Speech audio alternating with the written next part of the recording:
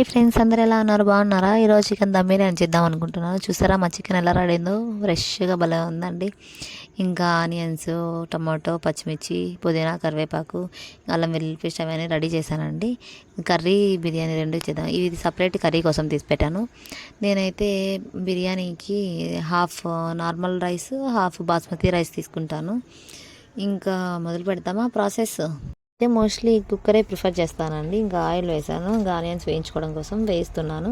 ఇంకా బిర్యానీకి ఆనియన్స్కి ఉన్న సంబంధంగా చెప్పలేను కదండి. ఫస్ట్ ఆనియన్స్ పడితేనే బిర్యానీ టేస్ట్ వస్తుంది అనమాట. మీకు కూడా తెలిసే ఉంటుంది. ఇంకా ఆనియన్స్ వేయిస్తున్నాను. చూసారు కదండి ఎంత బాగా వేగుతున్నాయో. ఇంకా ఏమైనా తప్పులు ఉంటే క్షమించండి, నాకు తెలిసిన ప్రాసెస్ ఇది ఒకటే, అందుకే నేను ఇలా చేస్తున్నాను. ఇంకా మీరు ఎలా చేస్తారో కమెంట్ చేయండి. ఇంకా అందులోనే అల్లం వెల్లుల్లి పేస్ట్ వేసి ఫ్రై చేయించుకుంటున్నాను. అల్లం వెల్లుల్లి పేస్ట్ ఏంటబ్బా అంత గ్రీన్గా ఉంది అనుకుంటున్నారా? దాంట్లోనే నేను పుదీనా, కొత్తిమీర కూడా వేసి గ్రైండ్ చేసి పెట్టాను. ఇంకా అందులోనే సరిపడా ఉప్పు, కారం, ఆయిల్లోనే వేసి ఫ్రై షాజీరా, బిర్యానీ ఆకు, చెక్క, ఏమేమి మసాలా వేస్తారు, మరాఠీ మగ్గ, అనసపు అవన్నీ వేసి కాసేపు అలా ఫ్రై చేయించాను అనమాట. ఇంకా ఈ ఫ్రై అయిన తర్వాత వాటిలో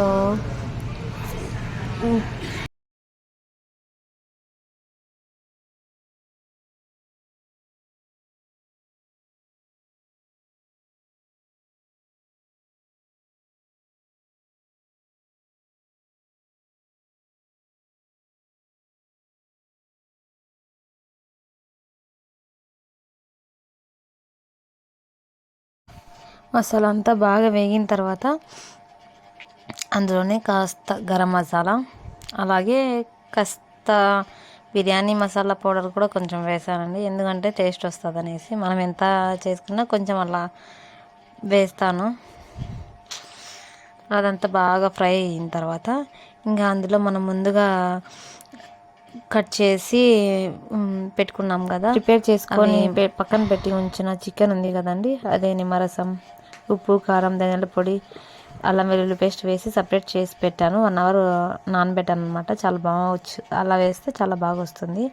ఇంకా ముక్కలన్నీ తీసి కుక్కర్లో వేస్తున్నాను. వీటిలో అయితే నేను అలాగే స్టీమ్ చేస్తాను, ఆవిరికే స్టీమ్ చేస్తానండి. చాలా బాగా వస్తుంది టేస్ట్ కూడా. మీరు కూడా ఒకసారి ఇలా చేయండి. ఇంకా వాటర్ ఏం వేయకోకుండా ఓన్లీ ఆ మసాలా ఆవిరిలోనే అది ఉడికితే చాలా టేస్టీగా ఉంటుందండి. ఇంకా అసలుకి ఎప్పుడు తినని వాళ్ళు కూడా బిర్యానీ అంటే తినేస్తారు. ముక్కలన్నీ కుక్కర్లో వేసిన తర్వాత వాటిని ఫ్రై చేసుకోవాలి.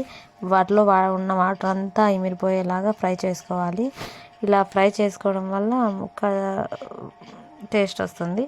ఇంకా ఆలోపు మనం కొత్తిమీర, పుదీనా, పచ్చిమిర్చి ఇవన్నీ కట్ చేసి పెట్టుకున్నాం కదా, అవి 3 వేసేసి ఇంకా ఒక 5 మినిట్స్ బాగా ఫ్రై చేయాలి.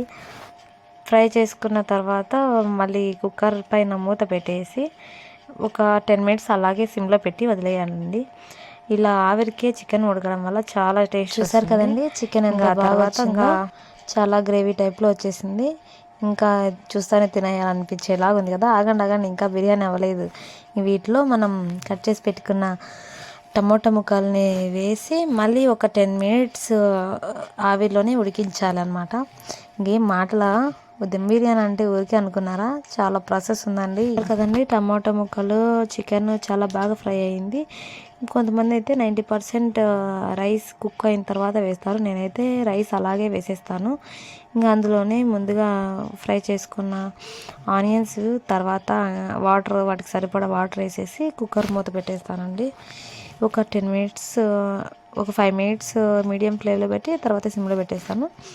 చాలా బాగా అయిపోతుందండి. చూసారా ఎంత బాగా అయిపోయిందో, పొడి పొడిలాడుతుంది కదా బిర్యానీ. ఇంకా ఫస్ట్ లెగ్ పీస్ చాలా బాగా వచ్చింది. లెగ్ పీస్ ఇక్కడ అయితే టేస్ట్ అయితే సూపర్ ఉండిందబ్బా. ఈ బిర్యానీ ఇవ్వలేమో కానీ గిన్నెలు చూడండి ఎన్ని పడ్డాయో. మీరు కూడా ఇలానా? Please subscribe.